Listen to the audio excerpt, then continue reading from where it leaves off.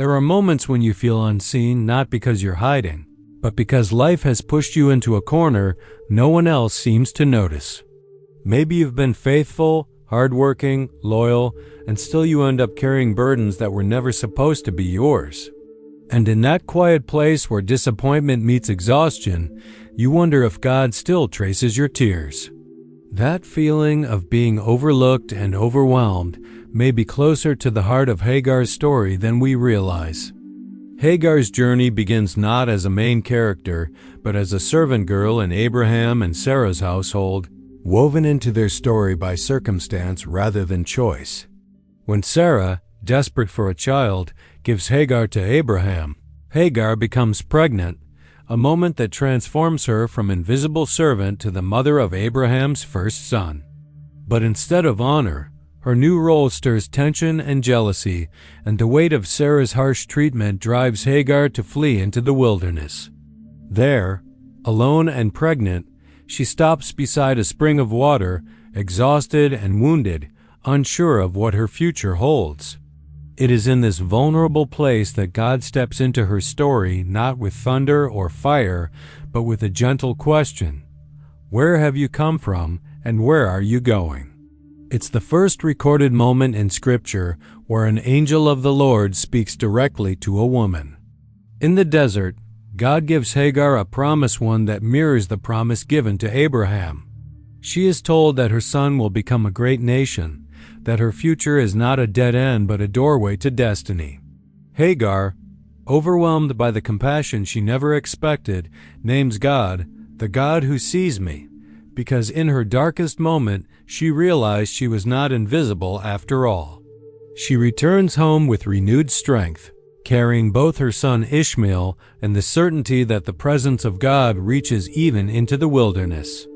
Years later, the story repeats in a different form. After Isaac is born, tension rises again, and Sarah sends Hagar and Ishmael away. Wandering through the desert of Beersheba, their water runs out, and Hagar can't bear to watch her son die. She places him under a bush and steps away, lifting her voice in anguished cries. Yet once again, the presence of God meets her in the wilderness. God calls out, assuring her that he hears the boy's cry and will still fulfill his promise. He opens her eyes to a well of water she hadn't seen before, reminding her, and all of us, that God's provision is often closer than our pain allows us to notice. Hagar's story teaches us that being unseen by people does not mean being unseen by God. You may feel overlooked, dismissed, or pushed aside, yet God's gaze reaches the corners where human attention never lingers. Hagar wasn't a queen, prophet, or matriarch, yet God pursued her twice in the wilderness. His presence wrapped around her at her lowest, proving that his compassion is not reserved for the powerful but extends deeply to the hurting. Her story also reminds us that the wilderness is not a sign of abandonment. Sometimes the place that feels like punishment becomes the place where God speaks most clearly. In both of Hagar's deserts, God gave direction, comfort, and promise. Your wilderness moments, those seasons of uncertainty, fear, or feeling stuck, can become sanctuaries where the presence of God meets you with clarity you could not have found anywhere else. Lastly, Hagar's experience shows that God prepares blessings before we see them. When she lifted her voice in despair, the well was already there.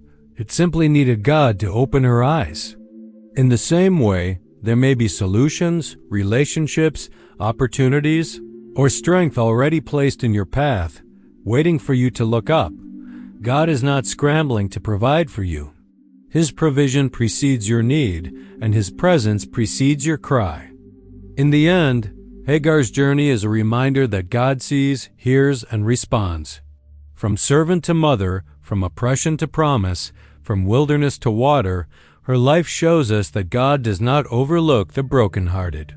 He meets us where we are, lifts our eyes to what we cannot see, and walks with us even when others push us away. So as you reflect on Hagar's story, remember this: the God who saw her in the desert is the same God who sees you now. You are not forgotten, not forsaken, and never invisible to the one whose presence fills even the driest places of your life.